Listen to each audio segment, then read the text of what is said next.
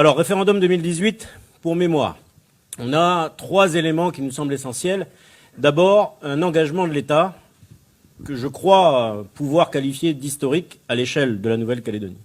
À tous les étages, du plus haut jusqu'au moins élevé en tout cas, l'État a été présent. D'abord, évidemment, le président de la République est venu en mai 2018, tout le monde s'en souvient, donc à quelques mois du référendum, avec un déplacement fort, avec notamment un déplacement au OEA, avec la restitution de l'acte de prise de possession, avec la déclaration, le discours au Théâtre de Lille et, entre autres, l'axe Indo-Pacifique. Donc le président de la République vient, se déplace en Nouvelle-Calédonie, marque son attention, sa vigilance sur ce processus important.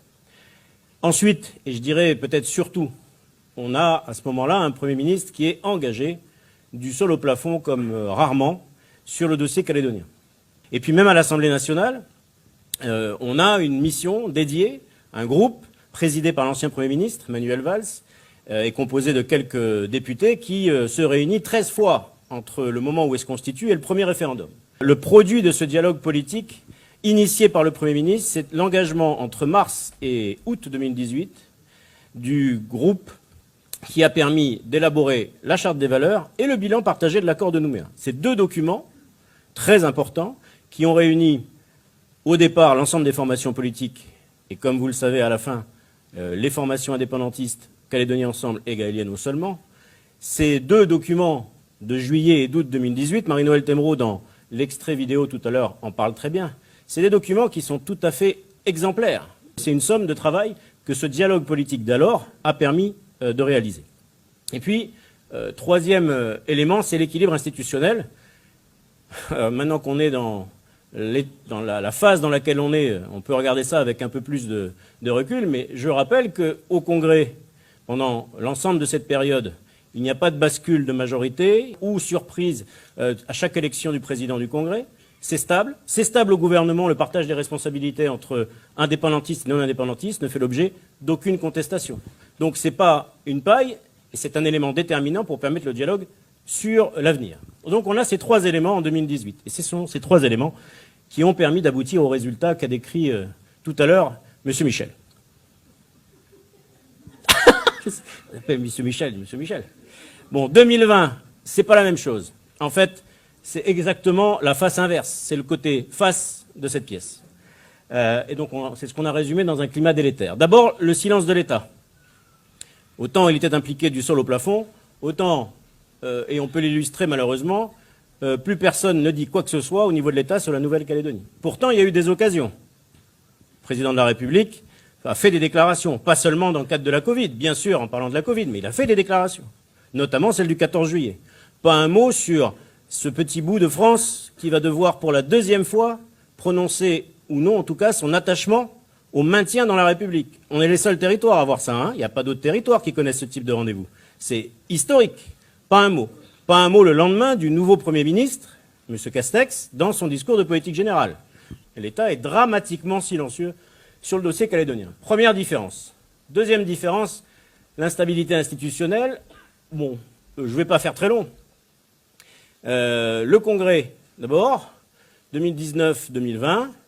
Moi, je veux bien qu'en 2020, tout d'un coup, tout en restant à équidistance entre les partisans du non et du oui, il y en ait qui décident d'être d'abord juste soutien en votant pour reconmitant. Et puis, aujourd'hui, dans le groupe Union calédonienne, je pense bien sûr, et je parle de l'éveil océanien, mais il n'y a rien d'autre qui l'explique, si ce n'est l'échec de la tentative d'équilibre instaurée par l'Avenir en Confiance avec l'éveil océanien. Cette tentative qui s'est illustrée à la province sud, avec une 3e vice-présidence pour l'éveil océanien, et au gouvernement, puisque je vous rappelle que c'est sur la liste de l'Avenir en Confiance que figure M. Mouliava, qui est aujourd'hui membre du gouvernement. Ça, c'est en 2019. Hein. Ben, au bout d'un an, moi, je suis obligé de constater que cet équilibre-là, il n'y a pas. En tout cas, il n'y en a plus au Congrès, et c'est même encore pire, puisque si la logique est suivie jusqu'au bout, quelle que soit l'équidistance, et si un jour on arrive à un nouveau gouvernement, moi j'ai quand même tendance à penser que les membres du groupe Union calédonienne, quelle que soit leur position sur le oui ou le non, ils vont voter pour la liste déposée par l'Union calédonienne au gouvernement. Et ça veut dire qu'il y a une majorité d'élus au Congrès qui sont susceptibles de voter pour les listes déposées par les partis indépendantistes dans le futur gouvernement et donc de mettre une majorité indépendantiste au gouvernement. Mais en tout état de cause, aujourd'hui, entre ces estimations, ces possibilités, les déclarations, j'y reviendrai tout à l'heure, sur le gouvernement, quand est-ce qu'il saute, plus l'instabilité au Congrès, je pense qu'on peut dire qu'il n'y a plus d'équilibre institutionnel. C'est aussi la traduction de l'échec et en tout cas de l'absence de responsabilité pris par les vainqueurs des provinciales en 2019.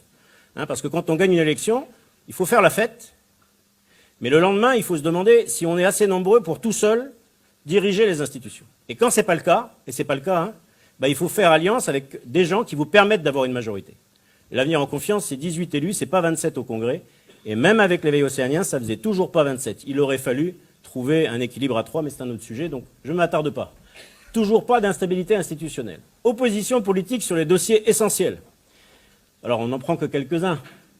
Le nickel, parce que forcément c'est celui dont tout le monde parle aujourd'hui. Et quel que soit d'ailleurs le sujet, que ce soit le sujet de la reprise de Vallée, que ce soit le sujet de la survie et donc des exportations demandées par la SLN et Vallée, que ce soit le sujet de la situation financière de KNS, à tous les étages, c'est un sujet explosif. Ce n'est pas non plus une surprise pour ceux qui se souviennent qu'historiquement, à chaque rendez-vous de la Nouvelle-Calédonie avec son histoire, le nickel a toujours été un point central des discussions. Toujours.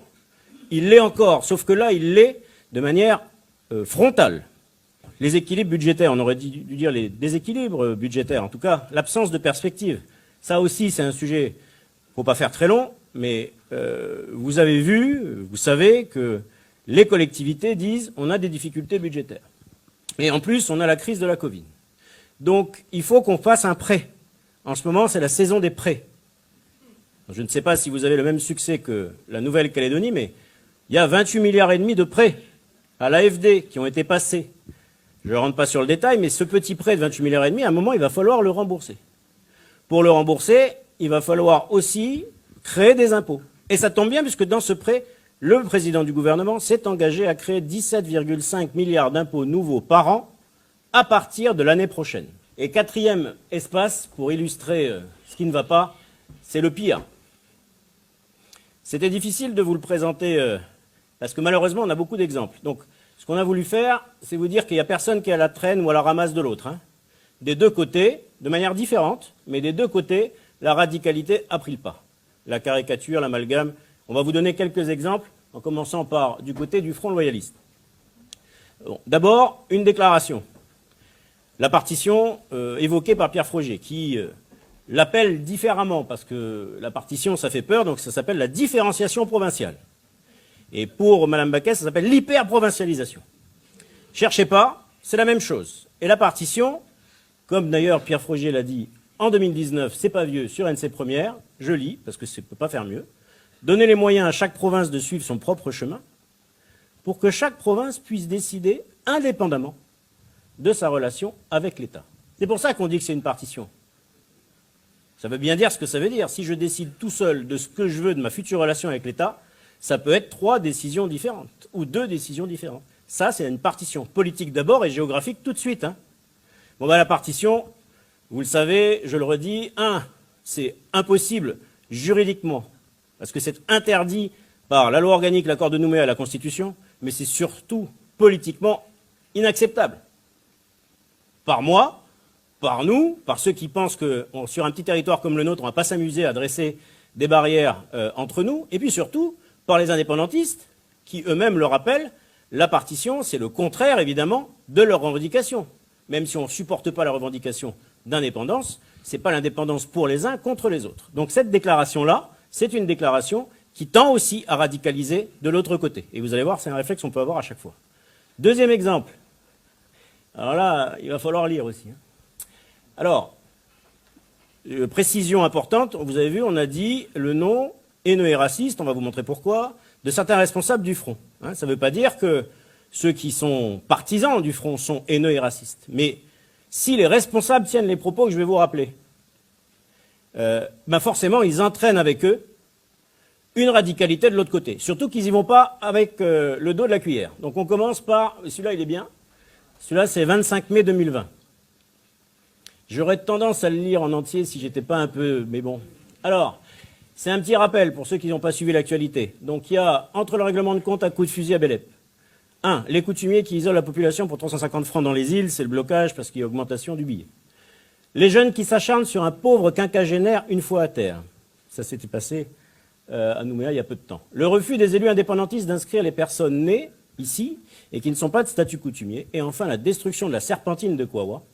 On a une belle idée de ce que pourrait être Kanaki.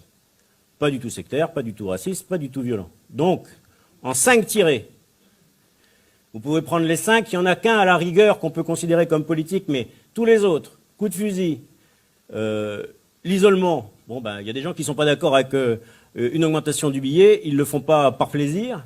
3, des jeunes qui s'acharnent sur un pauvre quinquagénaire, évidemment c'est forcément des jeunes indépendantistes qui soutiennent le non, et donc du coup, tous les indépendantistes s'acharnent à coups de talon sur les vieux quinquagénaires à Nouméa. C'est ça que ça veut dire. Hein. Vous trouverez nulle part en métropole un président de conseil régional, de conseil départemental, un parlementaire, un élu, un maire qui va prendre un fait divers pour dire que la France insoumise, c'est ça. Ou la République en marche, c'est ça.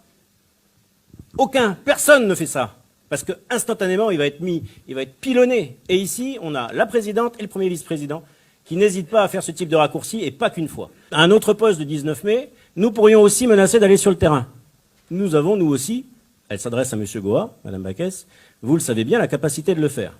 Donc là, on voit qu'il y a, et c'est vrai, Daniel Goa avait appelé à aller sur le terrain, dans le contexte, on est en mai, de la Covid-19, contester le fait que certains soient rentrés sans être annoncés, notamment des gendarmes, il appelait les gens à aller sur le terrain, tout aussi condamnable, hein, c'est pour ça qu'on a mis les deux côtés, mais c'est pas parce que quelqu'un dit une énormité que vous êtes obligé de lui répondre.